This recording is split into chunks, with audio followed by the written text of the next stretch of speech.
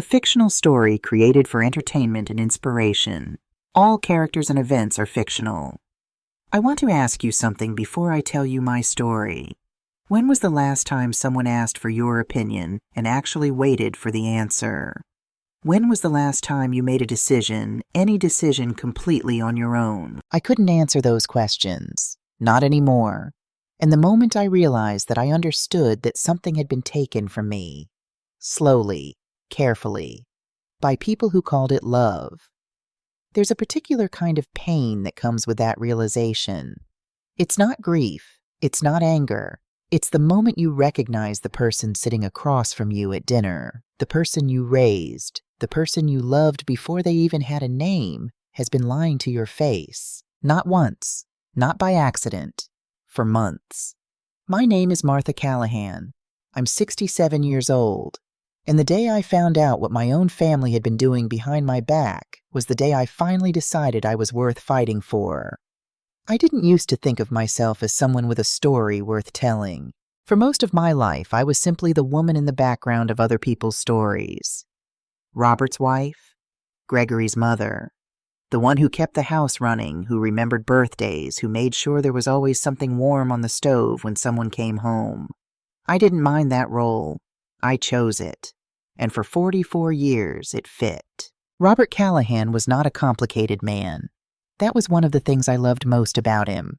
He was an engineer by training and by temperament, precise, methodical, quietly dependable, in ways that most people never noticed until he was gone. He didn't say I love you easily, but he changed my tires every October without being asked. He remembered that I took my coffee with exactly 1 sugar, not 2. He fixed the loose step on our front porch 3 times over 30 years because he said a house should never make the people inside it feel unsafe. We built a life in Hartford, Connecticut.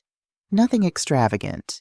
A 2-story colonial on Birchwood Lane with a garden I was proud of, and a kitchen that always smelled like something good. We raised Gregory in that house, watched him grow from a red-faced, furious newborn into a man with his father's jawline. And I always believed his father's steadiness. I was wrong about that last part, but I'm getting ahead of myself. Robert had his first stroke at 63. Mild, the doctors said. A warning. He recovered well enough to go back to work part-time to sit with me on the back porch in the evenings, to drive himself to his cardiology appointments without complaint. But something had shifted between us after that something unspoken. We both knew the warning had been heard. We just didn't talk about what it meant. He had his second stroke 4 years later. This one was not mild. He was gone within 48 hours. A Tuesday in February, snow on the ground. The hospital room smelled like antiseptic and heated plastic, and I held his hand through the night, even after the monitors went quiet, because I didn't know what else to do with my hands. Grief is a strange country. You think you know its borders until you're living inside it. The first months after Robert died were the hardest I have ever known, and I say that as someone who has nursed patients through their final days, who has sat with strangers while they said goodbye to everything they loved. Grief looks different from the inside. From the inside, it doesn't feel like sadness exactly. It feels like the removal of gravity, like everything that used to hold you in place has simply stopped working, and you spend your days surprised to find yourself still standing. I managed. That's the most honest way I can put it. I paid the bills, I answered the condolence cards, I sorted Robert's clothes into bags for donation, and kept only his old gray cardigan because it still smelled like him, and I wasn't ready to let that go. I ate. I slept not well but enough. I managed. Gregory called every few days in those early months.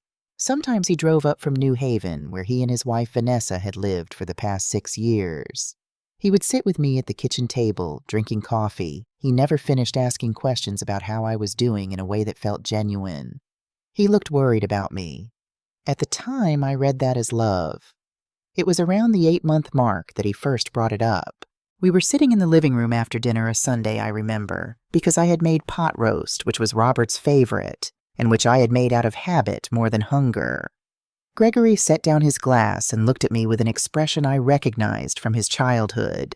The expression he wore when he was about to say something he'd been rehearsing. "Mom," he said, Vanessa and I have been talking. I waited. We think you should come stay with us, at least for a while.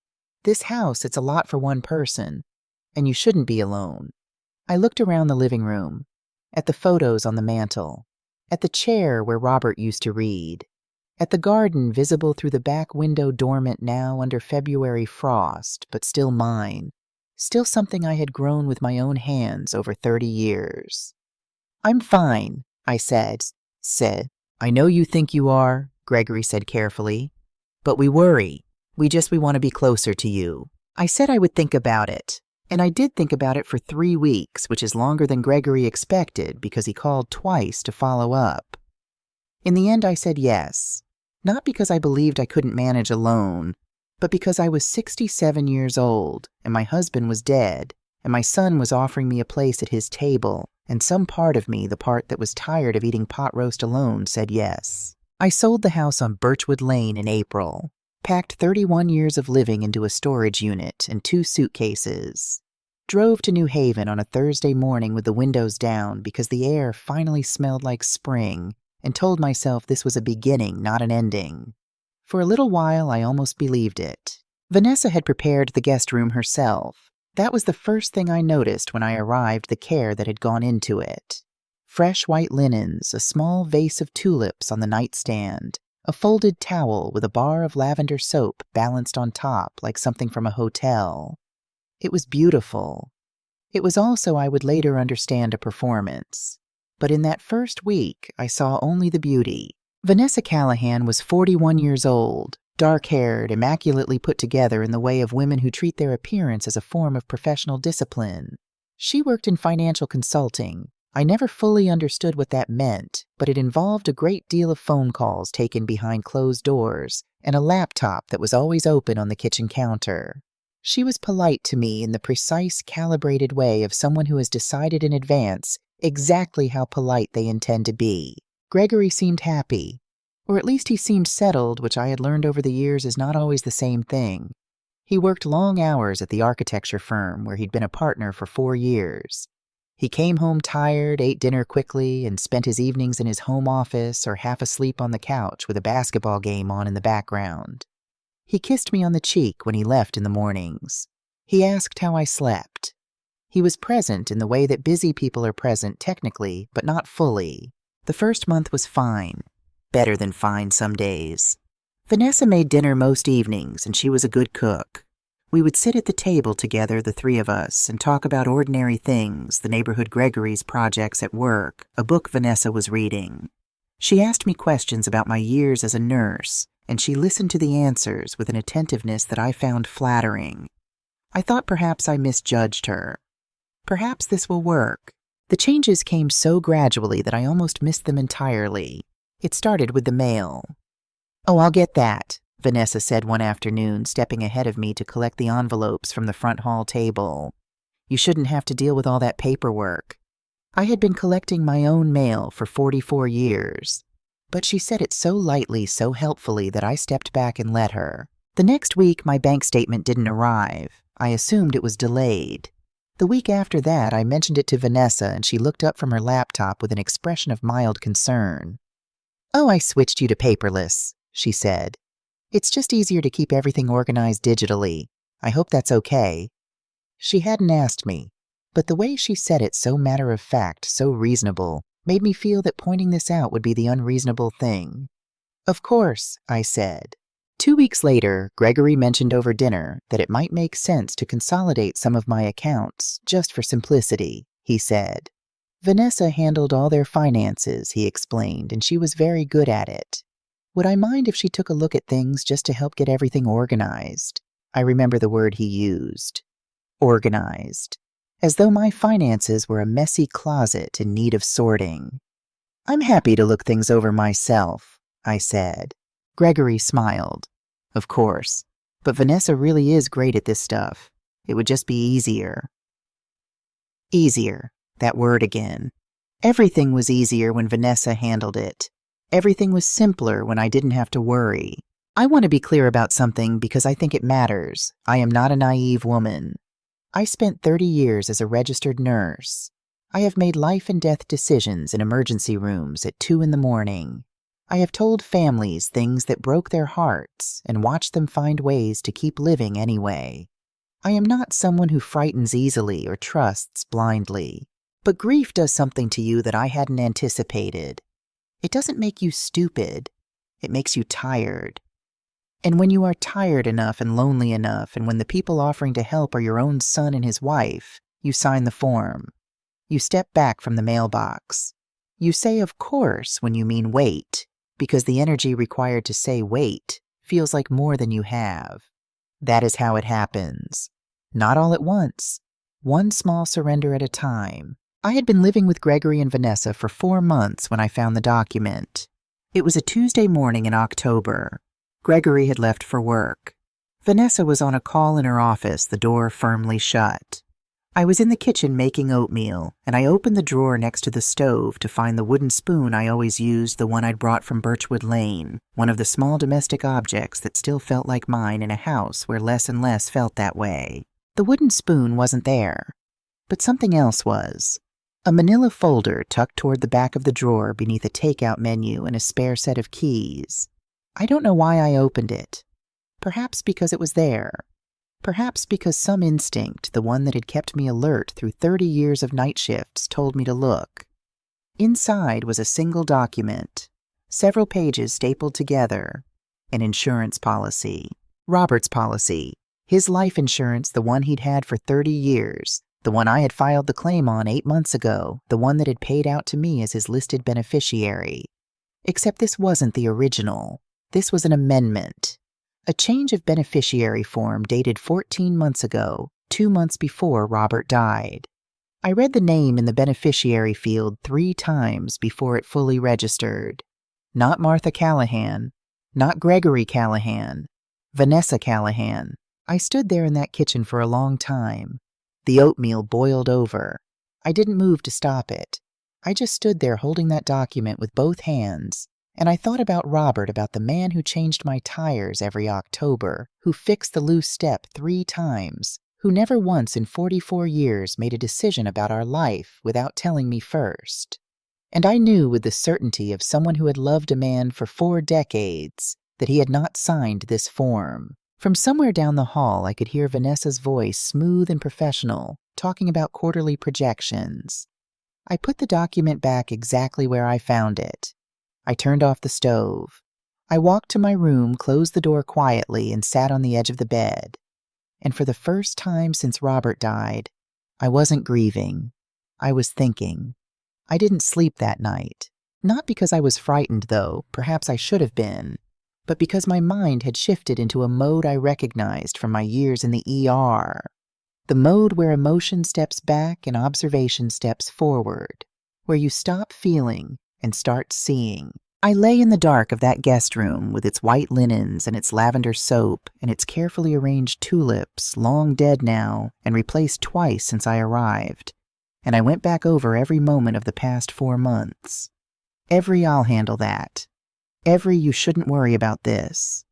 Every form I had signed without reading because my son was standing there, and my son would never accept. Except he might. Or he might have looked the other way while someone else did, which I had learned in 30 years of nursing amounts to the same thing.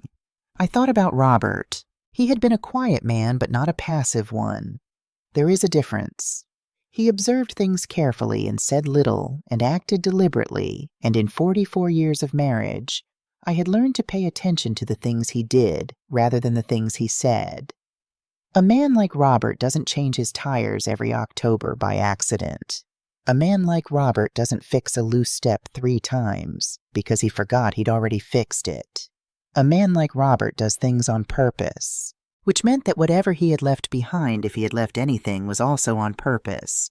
The thought arrived quietly without drama, but it changed everything. I waited 4 days before I went looking. 4 days of normal, of oatmeal and dinner and polite conversation and Vanessa's laptop open on the kitchen counter. 4 days of watching without appearing to watch, of listening to the way Gregory deferred to his wife in every small decision, of noticing that whenever I asked a direct question about my finances, the answer was always some version of, "It's handled." On the 5th day, I asked Gregory if my boxes from storage had ever been brought over. Most of them are in the basement, he said, not looking up from his phone. Why? I want Robert's toolbox, I said. The old one. I thought I might fix the towel rack in my bathroom. Gregory looked up then.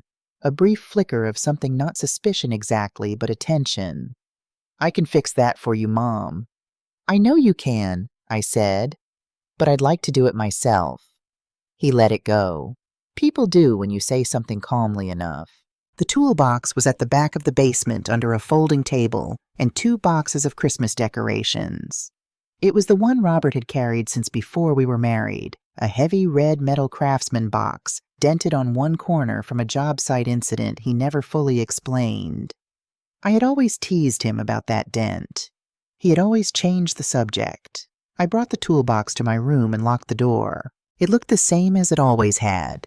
Trays of sorted hardware, everything in its place the way Robert kept everything in its place. Screwdrivers arranged by size. Electrical tape in its own compartment. A level he'd had for 20 years, scratched but accurate. I lifted out the top tray, then the second. The bottom of the box felt wrong, slightly too shallow for its outside dimensions. I pressed my palm flat against the base and felt the faint give of something that was not quite solid. A false bottom. Thin plywood cut precisely painted to match. Robert. I pried it up carefully with a flathead screwdriver. Underneath, in a space perhaps half an inch deep, lay a plain white envelope. My name was written on the front in Robert's handwriting, his careful architectural print, each letter deliberate. I sat down on the floor with my back against the bed and held it for a long moment. Then I opened it. Inside were 3 things. A business card, Catherine Marsh Elder Law and Estate Planning with a New Haven address and a direct phone number handwritten below the printed one. A slip of paper with a 12-digit account number, a routing number, and the name of a credit union in Hamden I had never heard of. And a note. One side of 1 page in Robert's handwriting. Martha, if you're reading this, something felt wrong. Trust that feeling. You always had good instincts. You just didn't always believe they were worth trusting. Call Catherine first. She knows everything. Don't sign anything else before you talk to her. The money is yours. All of it. Not anyone else's. Yours. I'm sorry I didn't tell you sooner. I kept hoping I was wrong. I don't think I was. Roberts. I read it twice. Then I folded it carefully and held it against my chest and sat on the floor of that locked room for a long time. He had known. Not everything he said so himself, but enough. Enough to build a door out before I knew I needed one. Enough to write, I kept hoping I was wrong. In the careful handwriting of a man who was almost never wrong and knew it. I thought about the last year of his life, about the way he had sometimes watched Gregory with an expression I couldn't read, about a conversation we'd had maybe 8 months before his second stroke sitting on the back porch on a warm evening in June. He had turned to me without preamble and asked, "If I wasn't here, would you know how to protect yourself?" I had laughed. I told him I'd figure it out. I told him to stop being morbid. He hadn't laughed back. I understood that now. I called Catherine Marsh the next morning. I waited until Gregory had left for work and Vanessa was in the shower. I sat in my car in the driveway with the engine off and dialed the direct number Robert had written by hand. She answered on the second ring. Catherine Marsh. My name is Martha Callahan, I said. My husband was Robert Callahan. He told me to call you. A brief pause. Then, Mrs. Callahan, I've been expecting to hear from you. I'm glad you called.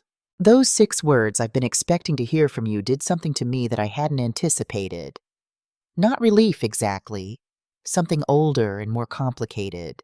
The feeling of being known, of having been thought of being, despite everything, not alone. We met 2 days later at her office on Chapel Street. Small, organized, undecorated in the way of offices where the work is the point.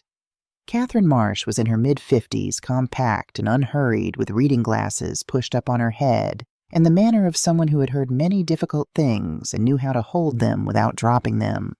She had a file folder on her desk with Robert's name on the tab. "Your husband came to see me 14 months before he passed," she said, opening the folder. "He was thorough. I'll say that I've worked with a lot of clients over the years, and Robert was one of the most prepared people I've ever met." "He was an engineer," I said. "That explains it." She almost smiled. He had already noticed some irregularities at that point. Certain questions being asked, certain conversations he'd overheard. He wasn't certain of anything he was careful to say that, but he wanted to be prepared in case his concerns turned out to be warranted. "What did he set up?" I asked. "A revocable living trust," she said. "All of his primary assets, savings, investments, the proceeds from his life insurance policy transferred into the trust at the time of his death. You are the sole trustee and the sole beneficiary. No one else has any legal access to those funds. Not Gregory. Not anyone Gregory is married to." I absorbed that. "How much?" Catherine told me. It was $340,000, the savings of a careful man who had worked hard for 40 years and spent modestly and put something aside every month without fail. It was not a dramatic fortune, but it was real, and it was mine, and it was protected. "There's something else," Catherine said. She reached into the folder and produced a printed email, handed it across the desk.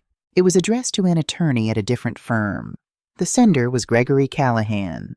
The subject line read, "Inquiry Re-Guardianship Process for Elderly Parent." The date was 11 days after Robert's funeral. I read it once. Then I set it down on the desk very carefully, the way you set something down when you don't trust your hands. "He sent this before I moved in," I said. "Yes." "Before he suggested I come live with them." "Yes."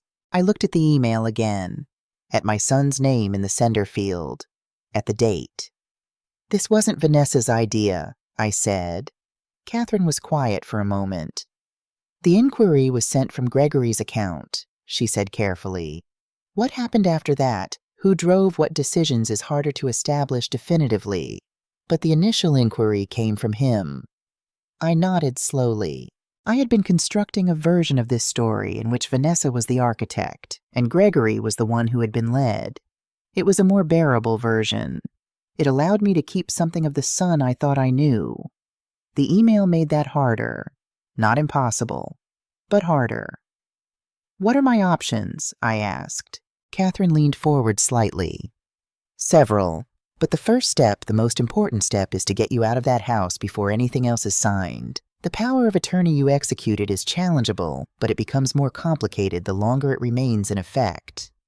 "I signed it," I said. "Doesn't that make it valid?" "You signed it without independent legal counsel present," Catherine said. "In Connecticut, that's a significant factor in cases involving elder financial exploitation. Combined with the evidence we already have, there's a strong argument that it was obtained under undue influence." Elder financial exploitation. I had used that phrase with patients' families over the years, had explained it gently, carefully, watching their faces as the words landed. I had never imagined sitting on this side of the desk while someone said it about me. "I want to file a report with Adult Protective Services," I said. Catherine nodded. "That's exactly the right first step. I can help you prepare the documentation. And the insurance policy, the changed beneficiary. That's our strongest piece of evidence," she said. "A change of beneficiary on a life insurance policy requires the signature of the policy owner. Robert did not sign that form, which means someone did, and it wasn't him." The room was very quiet. "When can we start?" I asked. "We already have," Catherine said. "I gave myself 1 week. Not to hesitate, not to reconsider, but to do it right." I spent that week being Martha, as they knew her, quiet, agreeable, slightly vague in the way they had come to expect. I let Vanessa hand me my mail already opened. I said, of course, to things that didn't require my agreement. I ate dinner at the table and asked about Gregory's work and laughed at the appropriate moments. And every evening after they had gone to bed, I sat in my locked room and prepared. I called my friend Carol Whitfield, we had met in nursing school 40 years ago, and lost touch the way people do when life gets loud and reconnected 2 years prior at a mutual friend's retirement party. Carol lived alone in Guilford, 20 minutes up the coast. She had a spare room and the particular gift of not asking unnecessary questions. "Of course," she said when I explained that I needed somewhere to stay. Just like that. No performance of concern, no conditions. Just of course. That was the difference I understood between people who help you and people who manage you. On Thursday morning, Gregory left for work at 7:15. Vanessa had an early call. I could hear her voice through the office door before I had even finished my coffee. I had packed the night before. 1 suitcase, 1 canvas bag. I took my clothes, my documents, my medications, the photo of Robert and me from our 30th anniversary that I kept on the nightstand, and the envelope from the toolbox. I left everything else. The guest room looked almost exactly as it had when I arrived. White linens, the empty vase where the tulips had been. I stood in the doorway for a moment and looked at it. Then I put on my coat, picked up my bag, and walked to the kitchen. I placed a single item on the counter where Vanessa would find it. Catherine Marsh's business card. No note, no explanation, no apology. I walked out the front door and got into my car. The morning was cold and bright, the kind of October day that feels like an announcement. I pulled out of the driveway without looking back. On the highway, I turned the radio on for the first time in months.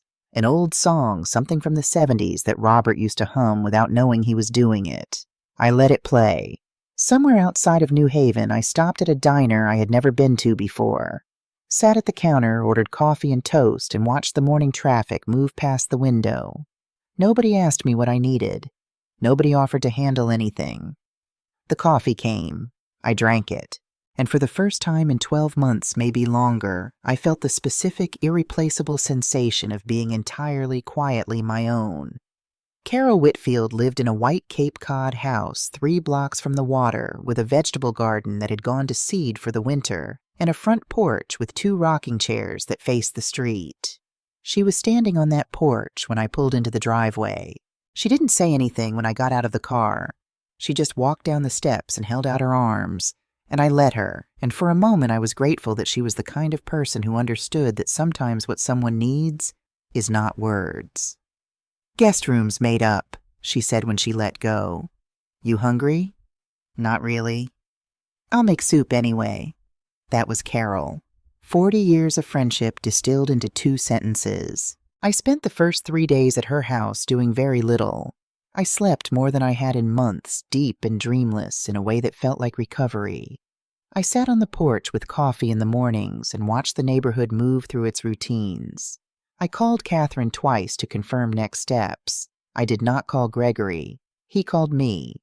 7 times in the first 2 days. I let each call go to voicemail and listened to the messages afterward.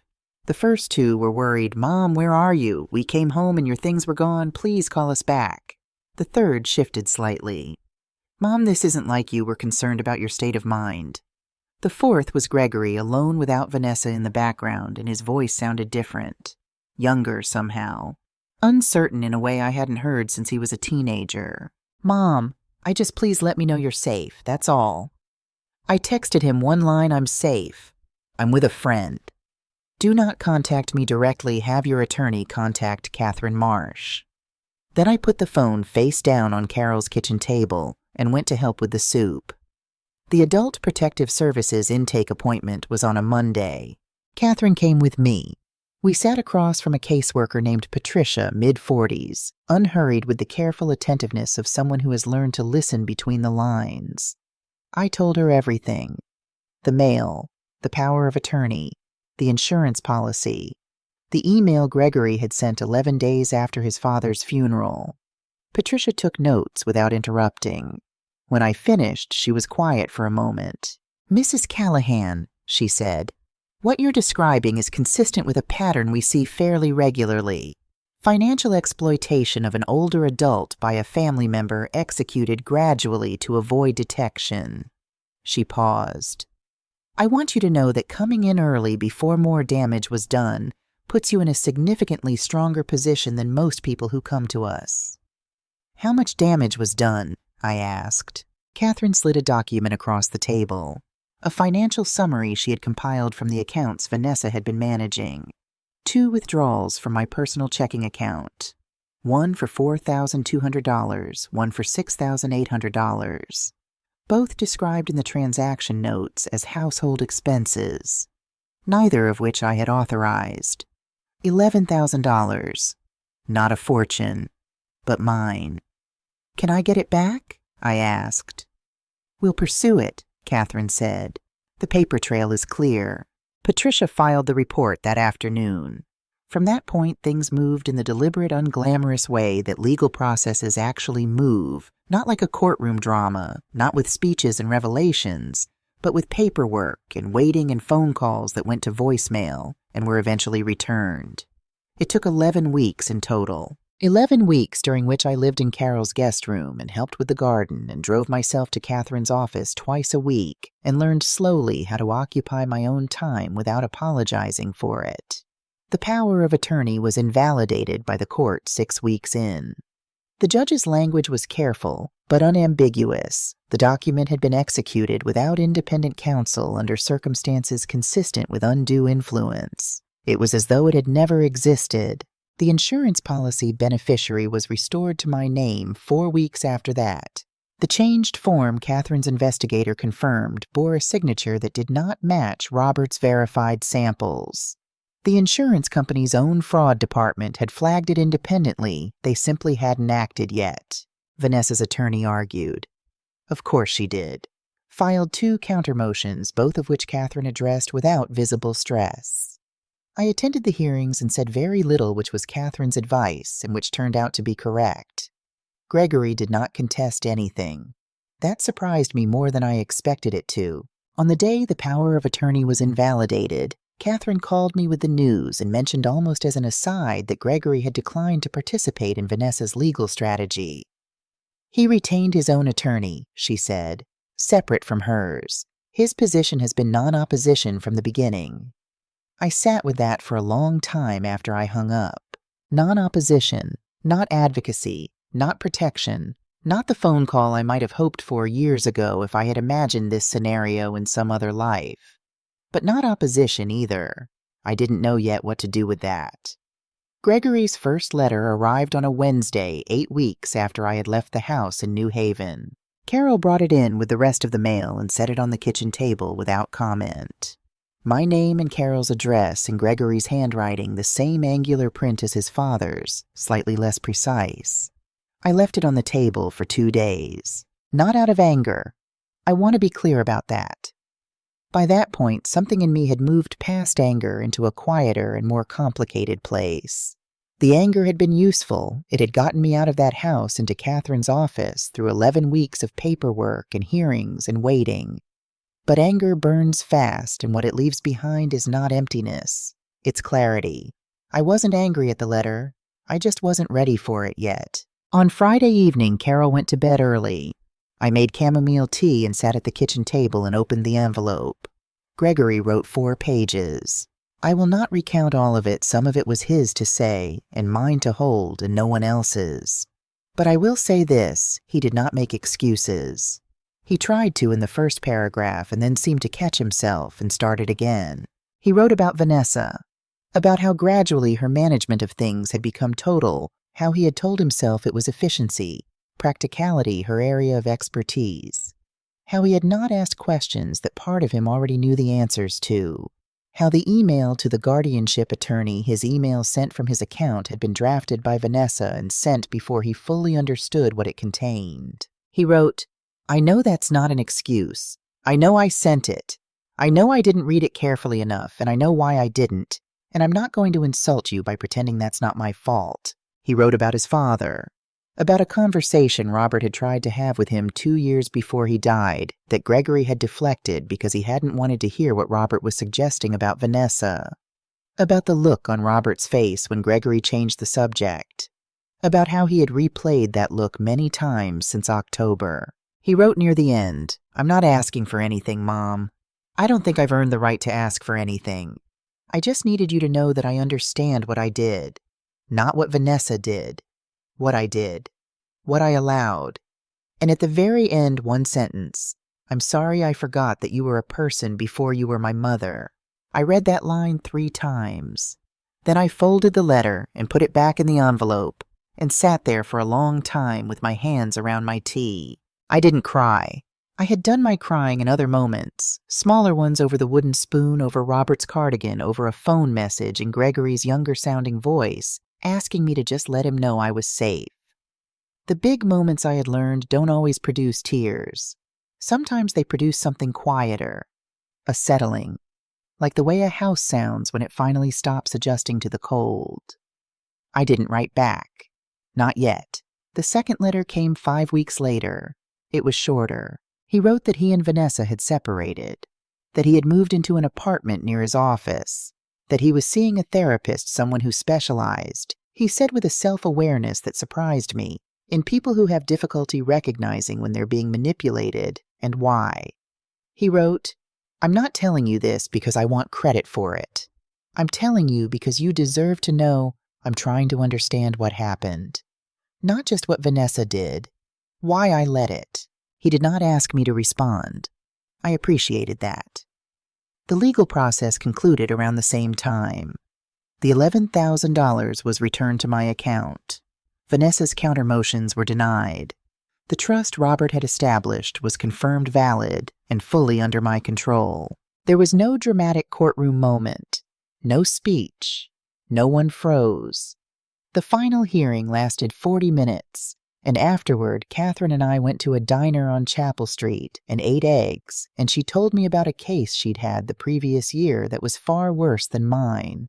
And I listened, and somewhere in the middle of it, I realized I was not thinking about Gregory or Vanessa or the guest room with the white linens. I was just eating eggs. That felt like something. The third letter arrived on a Tuesday in January, 4 months after I had left. I opened it the same day. I don't know exactly what I expected, more explanation perhaps, or more apology. What I got was neither. Gregory wrote about a memory, a specific one. He was 8 years old, he wrote, a Saturday in November. He had broken a neighbor's window with a baseball, not on purpose, but still. He had wanted to run.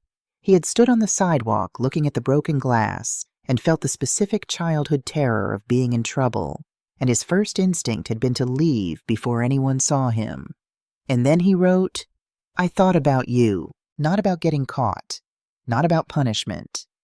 About you, about what you would think if you found out I had run.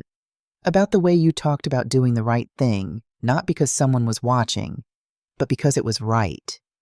About how I had never not once seen you run from something that was yours to face. So I knocked on the door and told them what I'd done. He wrote I forgot that for a while. I forgot who you had taught me to be. I don't think I'll forget again. And then at the bottom of the page, I'm not asking to come back into your life the way I was. I know that's not something I get to ask for. But if there is ever a version of this of us that you're willing to try to build, I will spend whatever time that takes earning it. Without conditions. Without rushing you. However long. I folded the letter, walked to the front door, stepped out onto Carol's porch in my coat and sat in one of the rocking chairs and looked out at the street. It was a cold evening, the sky the particular deep blue of January just before dark. A neighbor was walking a dog. A child was riding a bicycle too fast down the sidewalk, wobbling, not falling.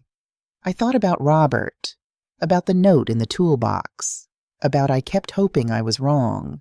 I thought about the 8-year-old boy who had knocked on a neighbor's door instead of running. I thought about the man who had looked the other way for long enough that his mother had to leave in the night with one suitcase. Both of those people were real. That was the thing about people, they are never just one thing, not even when they have hurt you. The question is not whether both things are true. The question is what you choose to do with the truth. I went inside, sat at the kitchen table, took out a piece of paper, and wrote Gregory, I read your letters, all 3 of them. I believe you mean what you say. That matters. But I want to be honest with you, because honesty is the only thing I have left that I know how to give cleanly. I don't know yet what I'm willing to build. I don't know what shape this takes or when or if the shape I can offer is the one you're hoping for. What I know is this, I am not closing the door, but I am not opening it all the way either. Not yet. If you mean what you wrote, then be patient. Not for my sake, for your own. Because the version of you that can wait without demanding is the version I might someday trust again. Take care of yourself. Mom, I sealed the envelope, set it on the table, and sat there in Carol's kitchen with the January dark pressing against the windows, and felt the particular hard-won quiet of a woman who has finally said exactly what she meant. Not more, not less, exactly that. Spring came slowly that year. In Connecticut, it always does. February pretends to soften and then pulls back. March arrives with the same gray sky as January, just slightly less cold. April is where it finally happens, not all at once, but in increments. A crocus in Carol's front garden. The smell of soil returning to something alive. The particular quality of light at 7 in the evening that tells you the dark is losing its grip. I noticed all of it. That was new. For most of my adult life, seasons had been backdrop something happening outside the window while I was busy with the things inside. Raising Gregory, working night shifts, managing a household, loving a husband. The world outside moved, and I moved with it without particularly seeing it. There was always something more immediate demanding attention.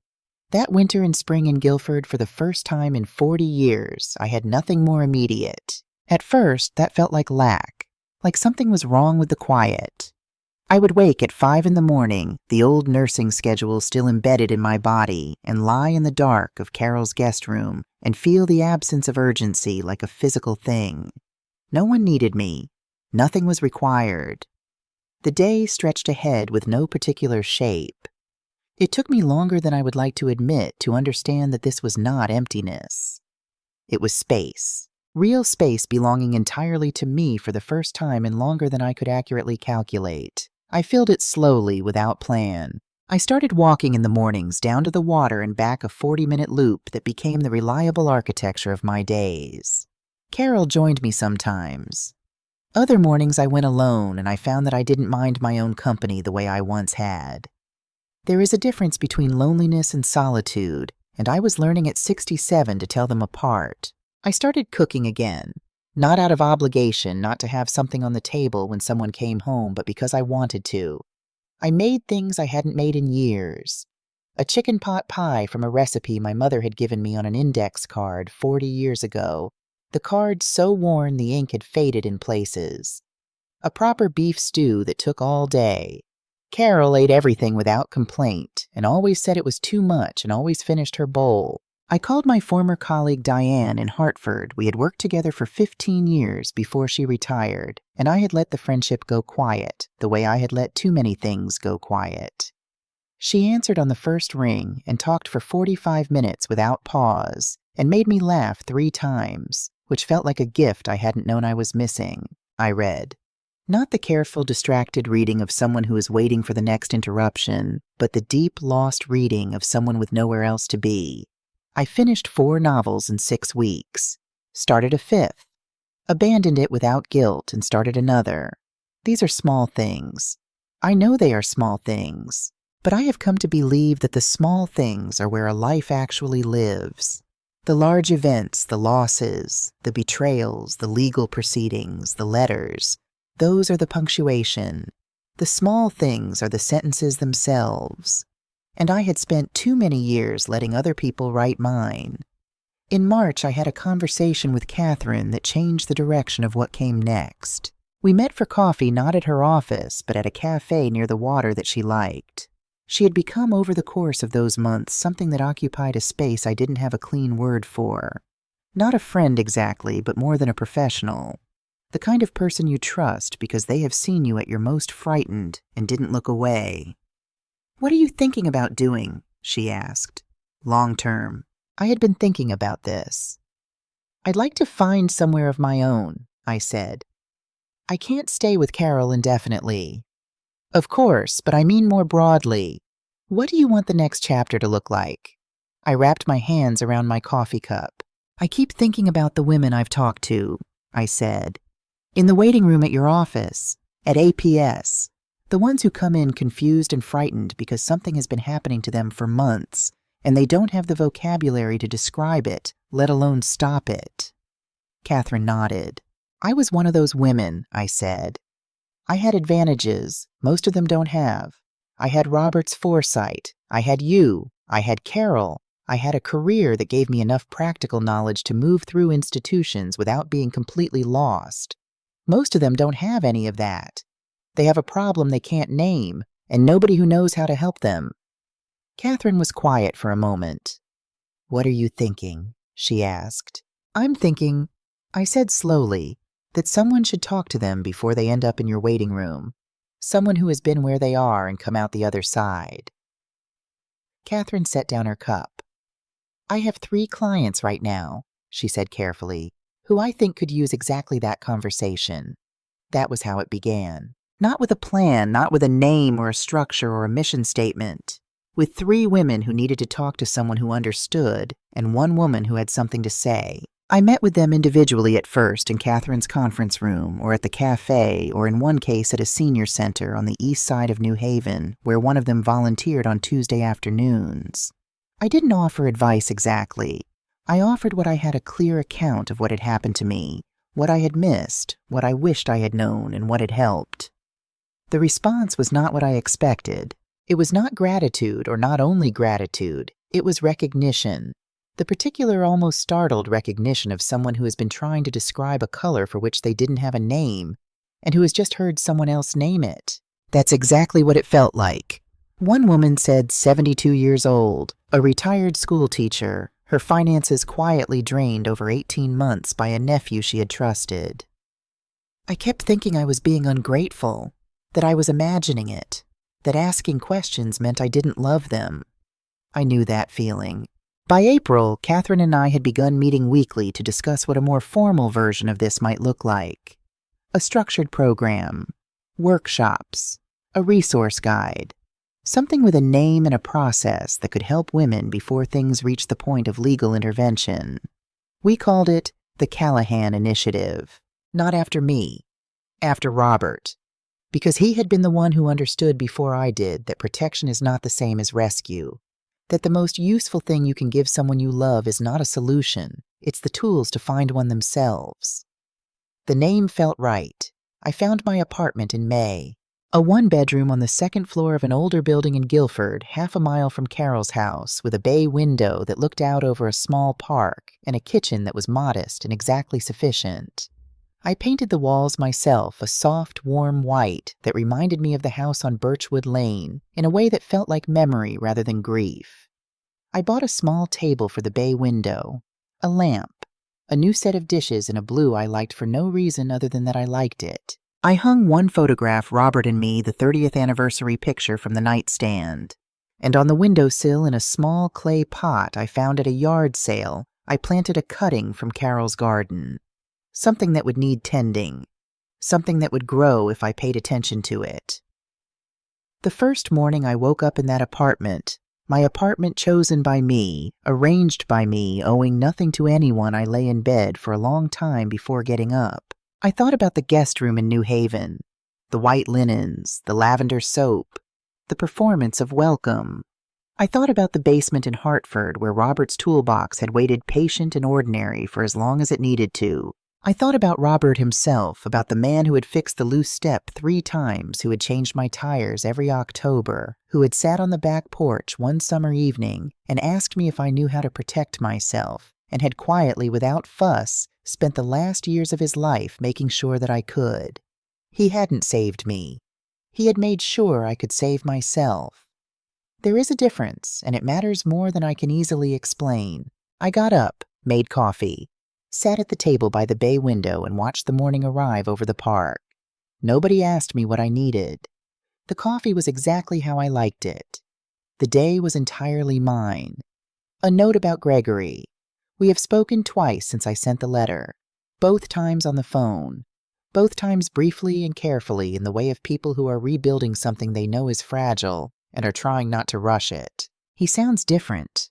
Less settled in one sense, less certain of himself in the smoothed-over way he used to be, but different in another sense, too, more present, more careful with his words in the way of someone who has learned at some cost that words have weight. He is still in therapy. He mentions it without embarrassment, which is itself a change. He has not asked to visit. I have not offered. We are here, both of us. That is enough for now. I do not know what this becomes. I have stopped trying to know. What I know is that I am not closed, and I am not rushing, and I am not making decisions from loneliness or grief, or the particular exhaustion that makes you sign things you haven't read. I am making them from here, from this apartment, this window, this life that is mine. In a way I had forgotten a life could be. Whatever comes next, I will meet it from here. The last thing I want to tell you is this. In the storage unit in Hartford, among the boxes I packed from Birchwood Lane, there is a kitchen drawer. I know that sounds strange, but when I was packing up the house, I dismantled the drawer, the one next to the stove, the one where the wooden spoon lived, the one where I had kept the small domestic accumulation of 44 years' spare batteries, birthday candles, the local takeout menus we never used, a key to something I could no longer identify. I packed it all in a box, labeled it Kitchen Misc, put it in the unit with everything else. I haven't opened it yet. I will eventually, when I'm ready, when the apartment is settled enough that I know where things should go. But I think about that drawer sometimes, about what it means to carry the ordinary things, not the important things, not the documents or the photographs or the letters, but the spare batteries and the birthday candles and the key to something forgotten. We spend so much time protecting the things we know are valuable. We forget that the ordinary things are valuable too. The routines, the small choices, the right to decide where your own wooden spoon lives. That is what was taken from me. Not money, though money was taken. Not a house, though a house was used against me. But the ordinary, unremarkable, entirely essential right to be the person who decides the small things. I have that back now. I intend to keep it. When I first heard a story like Martha's, I didn't feel anger. I felt recognition. Because I think many of us, those of us of a certain age, those of us who were raised to equate love with selflessness, those of us who were taught that a good woman puts herself last, have felt some version of what Martha felt. Maybe not as dramatically, maybe not with lawyers and legal proceedings, but that slow, quiet feeling of being managed instead of loved, of being handled instead of heard, of shrinking one small accommodation at a time until you look up one day and realize you can't remember the last time you made a decision that was entirely your own. We were taught that this was virtue, that this was what it meant to be a good wife, a good mother, a good woman. I want to say something clearly, and I want you to hear it. It was not virtue. It was erasure. And there is nothing virtuous about disappearing.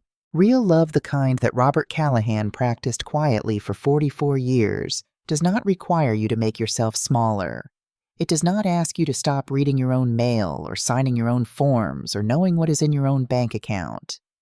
Real love makes room for you to be fully yourself, and it trusts you to be capable of your own life.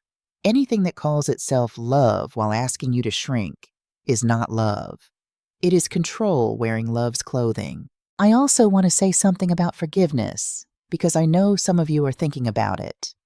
About the people in your own lives who have let you down. About whether forgiving them makes you weak, or whether refusing to forgive them makes you bitter.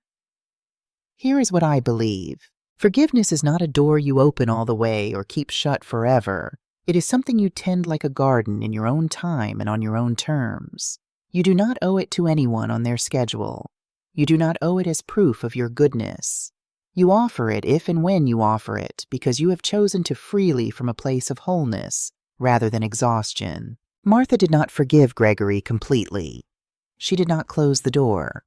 She stood in the space between which is, I think, the most honest place any of us can stand when we have been hurt by someone we love. That is not weakness. That is wisdom, earned the hard way. And finally, this. If anything in Martha's story felt familiar to you, if you recognized something in the slow disappearing in the signed forms in the mail that stopped arriving, in the feeling of being managed by people who called it care, please do not wait. Talk to someone, a friend, an attorney who specializes in elder law. your local adult protective services, a doctor you trust. You do not have to be in crisis to ask for help. You do not have to wait until things are as far along as Martha's were. You are allowed to ask questions before you sign. You are allowed to say, "Let me have someone look at this first." You are allowed to take up space in your own life, not because you have earned it, because it was always yours. If Martha's story meant something to you, I would love to hear from you in the comments. Not because your story needs to be dramatic to matter, not because you need to have been through something as difficult as what Martha faced, but because you are here, you are listening. And that tells me something about the kind of person you are, someone who is still paying attention, still thinking, still refusing to stop growing. That is not a small thing. That is everything. Where are you watching from today? Tell me in the comments. I read every one. Copyright The Callahan Initiative, a fictional story created for entertainment and inspiration. All characters' names and events in this story are entirely fictional. If you or someone you know may be experiencing financial exploitation, please contact National Elder Fraud Hotline, 1-833-FRAUD-11 Adult Protective Services, www.napsa-now.org.